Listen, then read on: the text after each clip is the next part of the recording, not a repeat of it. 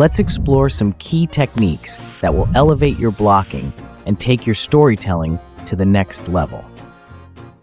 One of the most important aspects of blocking is how it uses space and proximity. Take 1917, a film famous for its continuous shot. Here, blocking is essential to keeping the energy of the scene flowing. The actors move seamlessly through vast, open battlefields and claustrophobic trenches. Their movement not only keeps the tension alive, but also highlights their isolation and vulnerability as they journey through enemy territory. Now contrast that with The Godfather, 1972, where characters are often seated around a table. The distance between them, or lack thereof, communicates power dynamics. Next is shape, which refers to how the actor's positioning creates specific visual forms on screen. Directors use shape to communicate different emotions, relationships, and themes. In Kill Bill, Volume 1, Quentin Tarantino uses shape to enhance the tension and drama, particularly in fight sequences. In the showdown between the bride and O-Ren Ishii, the two are framed in a circular composition as they face each other in a snowy garden. The circular shape of the environment, along with their precise positioning, creates a sense of ritualistic combat, emphasizing the duel's emotional weight and the character's isolation in this moment of confrontation. In contrast, in The Dark Knight, the Joker's erratic movement often disrupts otherwise stable formations. In the scene where he confronts the mobsters, the Joker's angular, unpredictable movements break the symmetry of the group, highlighting his chaotic nature and imbalance within Gotham's criminal hierarchy.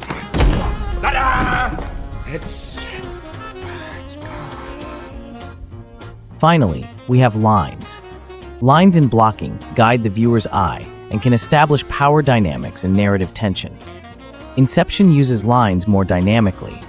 During the dream sequences, characters are often blocked from following curved or vertical lines, especially when the world begins to fold or shift. These lines help disorient the audience, matching the film's dream logic. Before we go further, let me say something important for a moment. If you're a filmmaker who watched the previous episode on Control and you're still guessing where the camera should go, you're not alone. Many filmmakers end up reshooting scenes again and again because something feels wrong in the frame, but they can't explain what it is.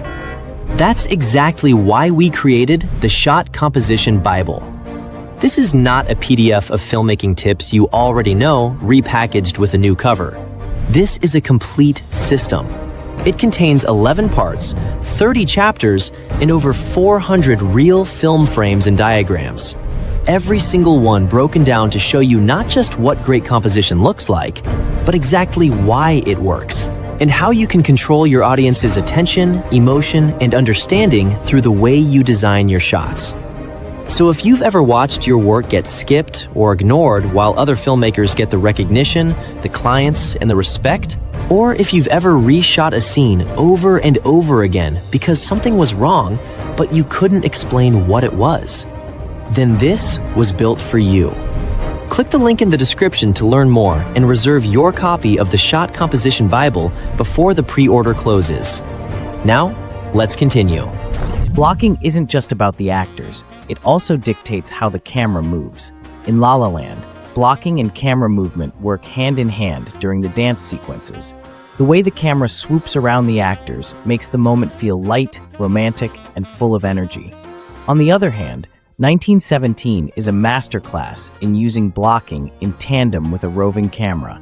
The soldiers are always on the move, and the camera follows, creating a sense of urgency and immersing the audience in the action. Blocking is a powerful tool for expressing emotion. In Marriage Story, during the intense argument scene, watch how the characters move within the frame. They circle each other, approaching and retreating, reflecting their emotional distance and turmoil. Do not compare me to my father. I didn't compare you to him. I said you were acting like him. You're exactly like your mother. The blocking mirrors the rise and fall of their argument, adding layers of tension and complexity. Or look at The Hateful Eight. This here is Daisy Domergue. In the confined space of the cabin, Quentin Tarantino uses blocking to build tension between the characters. One of them fellas is not what he says he is. Their positions around the table reflect their suspicion and mistrust of one another. The way characters stand, sit, and shift in their seats plays into the simmering conflict, turning simple dialogue scenes into powder kegs waiting to explode. Blocking can also provide subtext to a story. In Parasite, the wealthy Park family lives at the top of a hill, while the struggling Kim family lives in a basement. The blocking emphasizes this literal and metaphorical divide in class. The ascent and descent of stairs become a visual representation of social status.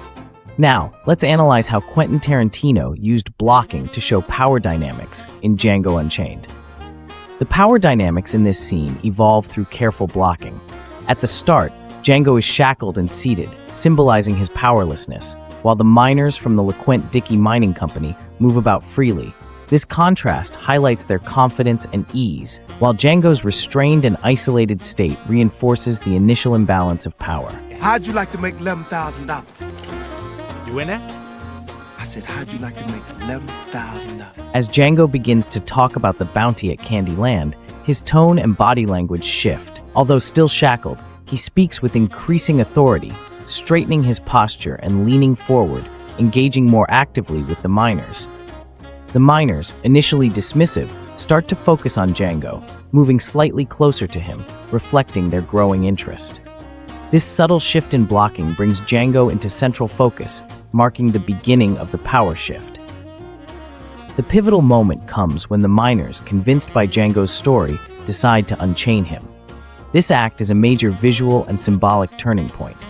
Once unchained, Django stands tall, positioning himself at the same physical level as the miners, showing that he is now free and equal. By the end of the scene, the blocking has completely shifted.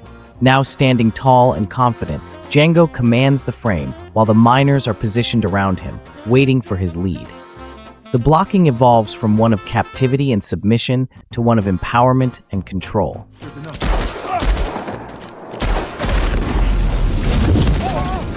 Django starts the scene chained and helpless, but by the end, he has a gun and a horse and has killed his former captors. Tarantino's use of blocking in this scene highlights Django's intelligence and ability to turn a seemingly hopeless situation into one where he regains power and control. So, how does a director approach blocking? It often starts with a storyboard, a visual representation of each shot, including where actors will be positioned. Next comes the rehearsal, where actors and directors work together to feel out the space and movement. During rehearsal, adjustments are made to ensure that blocking serves the story's emotional beats and narrative flow. Sometimes, directors use floor plans, diagrams that show where the camera, actors, and lights will be placed in relation to each other. All of these tools help create a coherent visual experience. Here are a few tips to help you master blocking. 1. Plan ahead. Use storyboards or floor plans to map out your scenes. 2. Rehearse. Blocking can change as you work with actors and discover what feels natural. 3. Think about power dynamics. Who's in control? How can their position in the frame reflect that? 4. Use movement to tell the story.